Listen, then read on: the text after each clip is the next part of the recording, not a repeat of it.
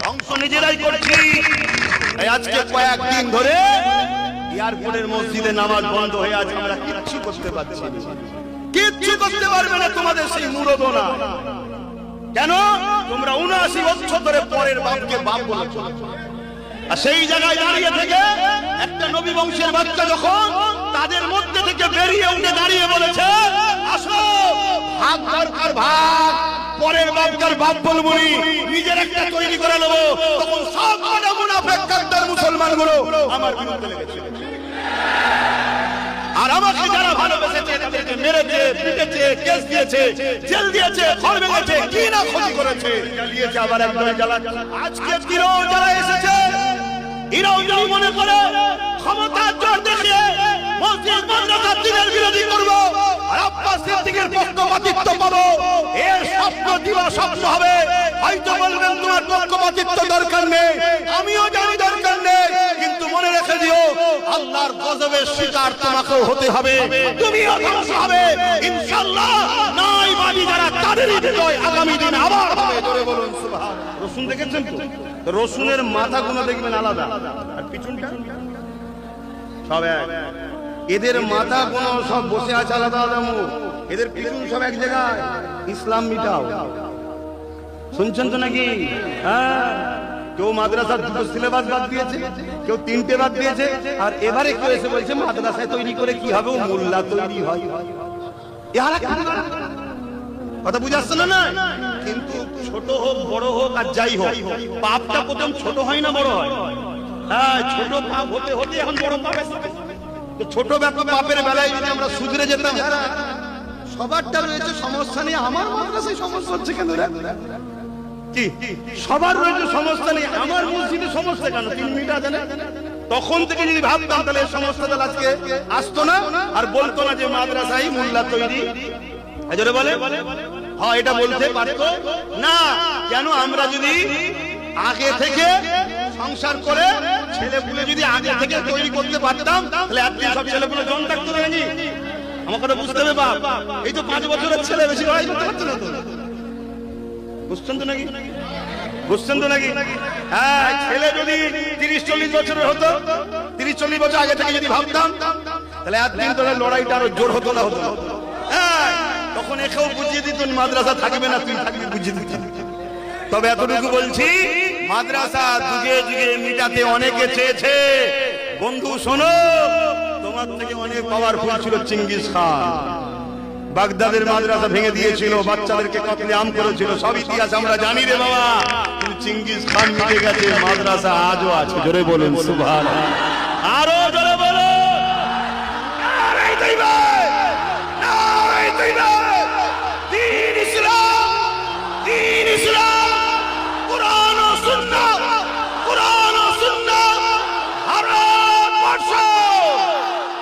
এটা বলা তো অ্যালার্জি নেই তো? এটাই যদি অ্যালার্জি হয়, জানতে হবে আমার রাসূলুল্লাহ নয়, ও রাসূলের বাইরের মুসলমান, এই যিনি মুসলমান। কেন? হুব্বুল আতাম, দেশকে ভালোবাসা, এটা আমার নবীর সুন্নাত। নবী মক্কাকে ভালোবেসেছে, তিনার মাতৃভূমিকে। জোরে বলুন সুবহানাল্লাহ। নবী তিনার মাতৃভূমিকে ভালোবেসেছে, আমাদের মাতৃভূমি ভারতবর্ষ। এদেশকে আমরা ভালোবেসেছি, ভালোবাসা দিয়েছি, আগামী ভালোবাসছি, ভালোবাসবো। নসলে আস্তে আস্তে যত আসবে ভালোবেসে যাব। কেন? আমাদেরকে কোন আয়রা গায়রা এসে বসায়নি, আমাদেরকে ভারতে বসিয়েছে। আজও ভারতের সুলতান যিনি, মঈনুদ্দিন আজমিরি বসিয়েছে। জোরে বলুন সুবহানাল্লাহ। আরো জোরে বলুন সুবহানাল্লাহ।